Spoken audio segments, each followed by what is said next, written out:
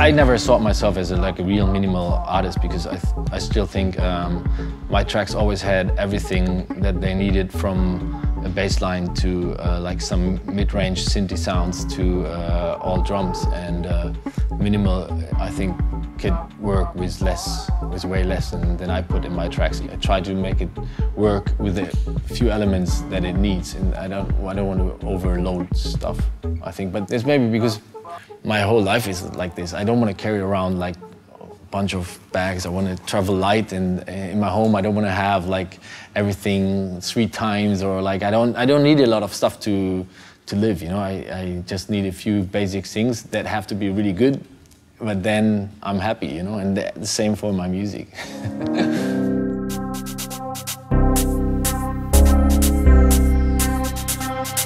Art always played a role in electronic dance music, especially if you look at artwork or something. I mentioned the Axis records before, and I mean Jeff always brought like some art into his kind of concept albums or something like this, and I always had ideas of writing concept albums. It never happened because I kind of drifted away in the way of producing it. And I was thinking of a name and maybe something to put it into, and since it was kind of dark and moody and stuff like this, I've been thinking of something like Shadow or whatever, but that's been used so many times in electronic techno, whatever, and then a friend mentioned maybe you should call it noir, and I was like, actually that's kind of a very good idea, because I don't know how it is for French people, but for us noir means so much more than black.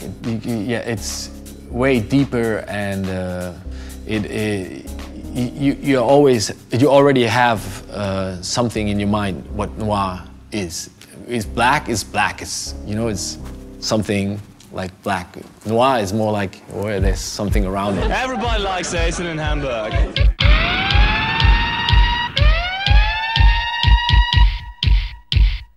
Too strong. Check this out.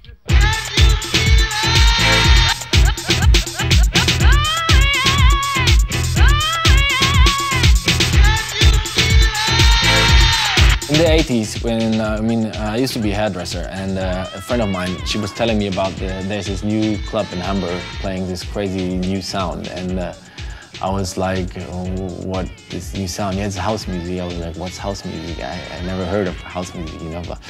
And we drove down to the club, and we actually managed to get inside, which wasn't that easy. I found out later because I went pretty much every weekend. It was very strict at the door, and for me, it was the first time ever I heard music mixed non-stop by a DJ. Before, I was going to discotheques, more commercial stuff, of course, or funk or something like this, but it was never like mixed. It was more like yeah, DJ playing one by one record. No like announcements like in the 70s, but I'm not that old, but I remember when I played tapes of this kind of music to my friends, everyone was saying this is not even music, or what is this, you know? It's like booms, pops, booms, pops. It's like, so yeah, but no, you should, you know, listen to this. So we were really promoting this stuff, like, but not a lot of people really understood it. And even in the early days, there were like some very nice vocal tracks that, if you listen to them today, they actually sound quite commercial, but still people would say like, wow, this is no music, you know?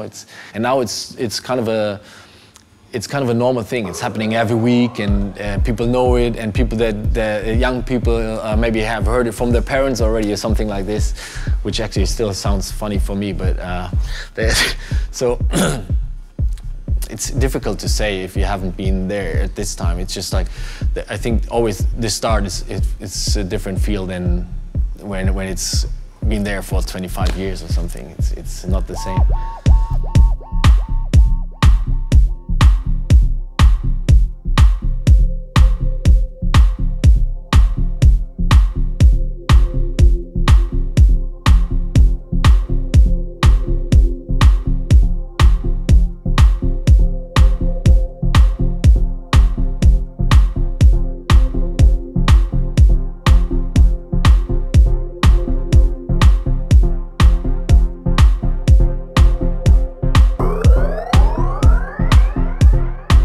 there's producers out there that can do any type of music and that they want to do, and they can jump on any other train and produce great tracks in this genre or in this.